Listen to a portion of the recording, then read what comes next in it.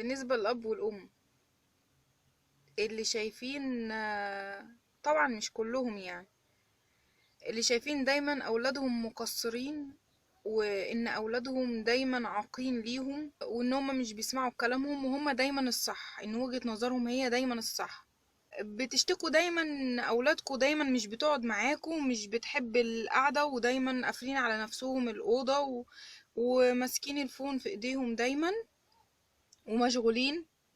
بس ما فكرتوش في لحظة ايه السبب؟ لو بصيتوا لأسلوبكوا وكلامكوا وهم بيبقوا قاعدين معاكوا بتفضلوا تأنبوا فيهم و... وانت ما بتذاكرش ليه، وانت ما بتعملش ليه، ما تخرجش، ما تنزلش، ما تصاحبش ده، ما تكلمش ده، انت طول النهار قاعد على التليفون، طول النهار قاعد على النت. آه... تأنيب طول الوقت، طول الوقت تأنيب تأنيب تأنيب لحد ما زهقوا. يعني طبيعي أي إنسان ليه طاقة، ما تجيش تيجي تفضل تذل فيه وتقوله ده انا مضيع سنين عمري عليك وانا شغال عشانك. ماشي يا سيدي، كتر خيرك كل حاجة، على عينينا وعلى راسنا، بس بيعمل حاجة حلوة لحد مش بيذله بيها كل شوية، يبقى بلاها. مش عايزين، محدش قالك انك انت تكرس حياتك عشان خاطر اولادك، عشان تيجي في الاخر تذلهم بيها. لا، لو انت حاسس انك انت هتيجي على نفسك وتتعب عشانهم وهم مش هيستحقوا، ما تعملش كده. ما تجيش على نفسك عشان حد عامة، بس حاول تديهم حقوقهم زي ما انت عايز حقك. حاول تديهم حقهم. ما تجيش الام تفضل تأنب في ولادها وتفضل تزعق لهم وما تنزلوش وما تروحوش. طب اتغيروا، طب اعملوا، البسوا كذا، اعملوا كذا، سووا كذا. يا جدعان، ما هم اللي في دماغهم هيمشوه، يبقى ليه احنا بقى ما نسيسهمش ونمشي معاهم؟ هتقولوا اما احنا هنمشي معاهم في الغلط. لا، مش هنمشي معاهم في الغلط، احنا هنتناقش معاهم يعني برحمة شوية وبضحك، كأنهم بيتكلموا مع أصحابهم. بص، ما هو في الآخر اللي مش هيعمله قدامك هيعمله من وراك، فاستسلم لأمر الواقع. وافق بقى كده بالراحة واستهدى بالله، واتفق معاه كده ووصلوا لحاجة، لحل يعني حلو في الآخر. حاولوا ان كنتوا توصلوا ويبقى في ما بينكم تواصل، communication. يعني ما تفضلوش كل حاجة لأ لأ، دي وحشة، دي غلط، صاحبك ده وحش، لبسك ده مش كويس، انت ماشي غلط، انت رايح مشوار فين، هتتأخر، هتعمل، ما تروحش المشوار ده، انا خايف عليك. ليه كل ده؟ ليه عايزين بعد التعقيدات دي كلها يقعدوا معاكوا ازاي ويفضلوا يضحكوا ويهزروا؟ نعم يا ماما، حاضر يا ماما. ما هما بني ادمين برضو، ليهم شخصية.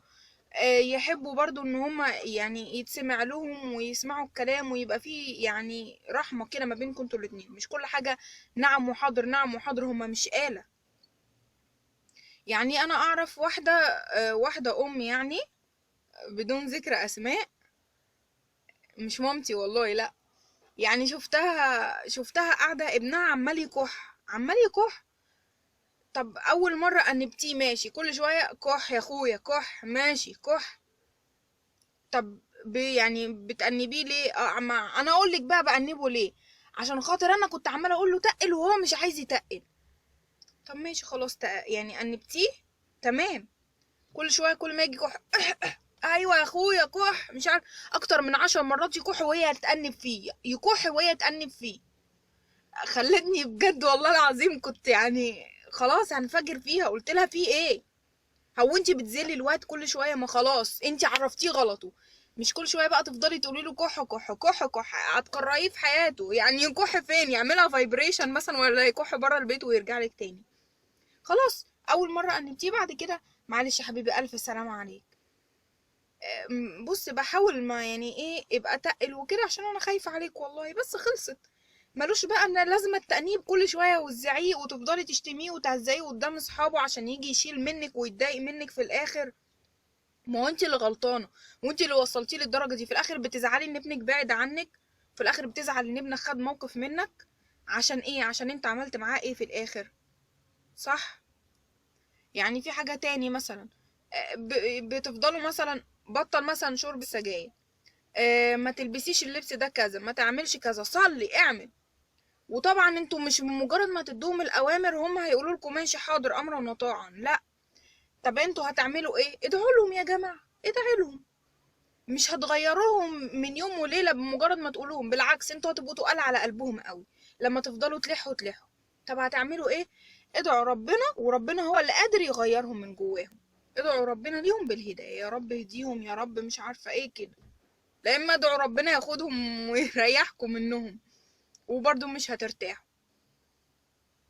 والله اتمنى ان الفيديو ده ما يزعلش حد من الابات والامهات، او يقولوا ان انا مثلا بقومهم عليهم. لا والله، هم اصلا يعني هم هم مشحونين جاهزين منكم اساسا. بس انا بقول لكم حاجه زي دي، يعني نصيحه لوجه الله. بلاش بالله عليكم تفضلوا تأنبوا فيهم كل شويه. ما كانوش هيجوا يحكوا ليكوا، هيحكوا لاي حد بره، واي حد بره سهل جدا ان هو يضلله. فليه لما ياخد النصيحه منك انت يبقى افضل؟ ما فيهاش اي مشكله. مثلا يعني ايه، جه مثلا ابنك او ابنك مثلا، او بنتك: ماما انا عايزه اخرج مثلا مع اصحابي، زهقان وكده وحابب اخرج شويه. لا مفيش خروج، وهتتاخر لي بقى ان شاء الله، وهتروح فين وتيجي منين مع اصحابك الصايعين مع مش عارفه ايه. ليه كل ده؟ ليه؟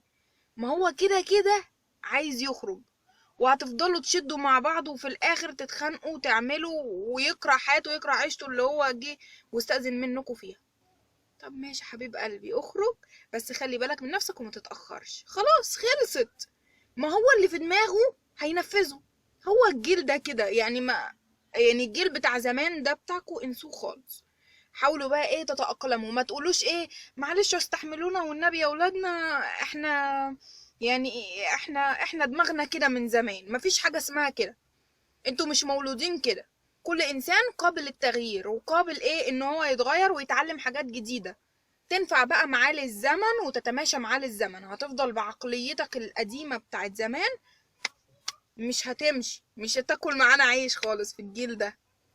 فعشان تكون انسان صح، وعشان تكون كويس محبوب بين اولادك وعايزهم يجوا يحكوا لك كل حاجة ويحبوك ويحترموك، يعني تماشى معاهم، وسيبهم يحكوا لك ويفتحوا لك قلبهم بدون تأنيب. مليون مرة بقول بدون تأنيب. ما تجرحوهمش قدام حد. ما تجيش مثلا بنتك تحكي لك حاجة ولا ابنك يحكي لك حاجة، تروح تفضحه قدام مثلا ابوه ولا خالاته ولا خلانه ولا عماته، وتروحوا تحكوا لهم وتقولوا لهم ده ابني عمل كذا وسوى وسوى وسوى. ايه ده؟ فين الخصوصية؟ امال هو بيجي يحكي لك ليه؟ عشان تفضحه وتكسفه قدام الناس؟ يبقى بلاه، يبقى مش هيحكي لك تاني، مع ألف سلام. أيوة والله، بني آدمين يا جدعان، والله العظيم بنحس. ارحمونا شوية. فخلي بالكوا بالله عليكوا، خلي بالكوا. احنا طبعا اكيد يعني ليكوا حقوق علينا، وكلامكوا فوق راسنا من فوق، ويعني ايه، وعندنا السعادة ان احنا نتغير، بس بالمقابل نلاقي معاملة كويسة برضو بالمثل. مفيش مشكلة خالص، هنستحمل وكل حاجة، ما عندناش اي مشكلة. عشان الناس عمالة تتفرج عليا وانا ماشي، وانا واقفة بالعربية عادي، مفيش مشكلة يعني. فالملخص يعني، خلي في بينكم لينك كده للتواصل. ما تحاولوش تفضحوهم، ما تتشبثوش برأيكم، ما تفضلوش تزلوا فيهم كل شوية، ما تشتموهمش قدام حد وتجرحوا مشاعرهم. ماشي؟ خليكوا صحاب مع بعض. زي في ابهات وامهات حلوين جدا مع اولادهم، بس قلة. اللي هما بقى بيعملوا لهم بقى المفاجآت بقى والسيربرايز، والله واو بابا بصي جاب لي ايه ومش عارفه ايه. مش عايزين ايفون والله، ولا عايزين علب شوكولاته، ولا فسحه لباريس، ولا الكلام ده. احنا عايزين بس تقدير ومعامله كويسه، وانتوا هتشوفونا والله العظيم بنتشقلب لكم على الحيط بعد كده. اه والله هنبقى كويسين معاكم وحلوين، بس انتوا جربوا قدموا السبت، وانتوا هتلاقوا الاسبوع كله معانا. ايه رأيكم؟ نجرب. نجرب، ماشي خلاص. يلا، سلام عليكم.